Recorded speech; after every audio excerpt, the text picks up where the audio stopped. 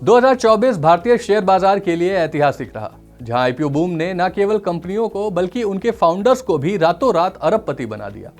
इस साल आईपीओ के जरिए तकरीबन 1,66,000 करोड़ रुपए जुटाए गए, जो कि 2023 के 65,000 करोड़ रुपयों से कहीं ज्यादा है।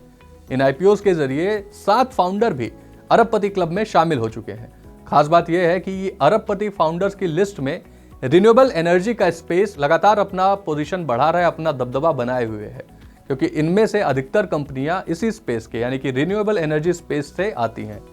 तो चलिए इस वीडियो में जानते हैं कि कौन सी वो कंपनियां जिनके फाउंडर्स अरबपति बने, और इस साल के कुछ बड़े नाम भी आपको बताएंगे जो आने वाले टाइम में अपना आईपीओ ला सकते हैं।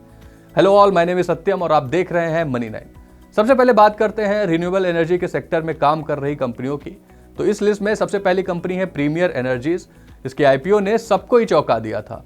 इसके फाउंडर चिरंजीव सिंह सलूजा, जिनकी कंपनी ने देश की दूसरी सबसे बड़ी सोलर मॉड्यूल और सोलर सेल की प्रोडक्शन करती है, इस साल आईपीओ लॉन्च कर ये कंपनी लगभग $7 बिलियन की वैल्यू पर पहुंच चुकी है। सितंबर में शेयर बाजार में लिस्टिंग के बाद कंपनी के शेयरों की कीमत 3 गुना तक बढ़ गई थी। दूसरी कंपनी है वारी ग्रुप की वारी एनर्जीज। इसके संस्थापक हितेश दोषी भी अरबपति फाउंडर्स की लिस्ट में शामिल हैं। आईपीओ की सफलता के बाद कंपनी की मार्केट वैल्यू लगभग $10.6 बिलियन तक पहुंच चुकी है और हितेश की नेटवर्थ तकरीबन $7.1 बिलियन। अगली कंपनी है भावेश अग्रवाल की। ओला इलेक्ट्रिक मोबिलिटी एक ऐसी कंपनी है जो आईपीओ लाने के बाद से ही चर्चा में थी। आईपीओ आने के बाद भी और अब जब वो सिर्फ सेकेंडरी मार्केट में ट्रेड हो रही है तब भी लगातार चर्चा में बनी हुई है।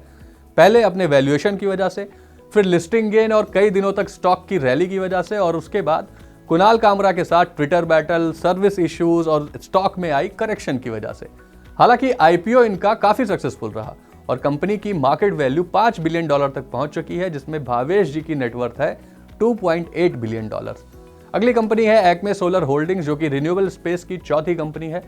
मनोज के उपाध्याय इसके फाउंडर हैं। इस कंपनी ने भी आईपीओ के जरिए अपनी संपत्ति में जबरदस्त बढ़ोतरी की है। फिलहाल ये कंपनी की मार्केट वैल्यू $1.9 बिलियन है और मनोज की नेटवर्थ $1.6 बिलियन।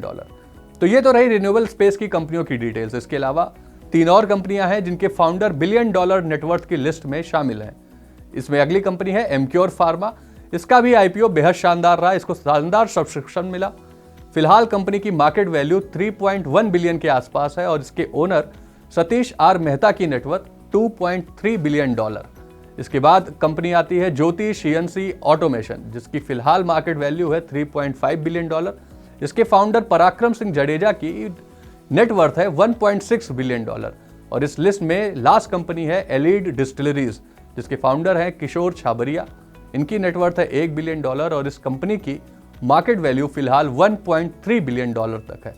अब बात करते हैं इस साल आने वाले कुछ अहम आईपीओ की। तो अगले साल की पाइपलाइन में जेप्टो, जो कि ऑनलाइन ग्रोसरी स्टार्टअप है, फ्लिपकार्ट इंडिया, जो कि ई कॉमर्स है और जो वॉलमार्ट द्वारा समर्थित भी है, वॉलमार्ट इसको अक्वायर कर चुका है, और इसके बाद पेयू और पाइन लैब्स, जो कि डिजिटल पेमेंट की कंपनियां हैं।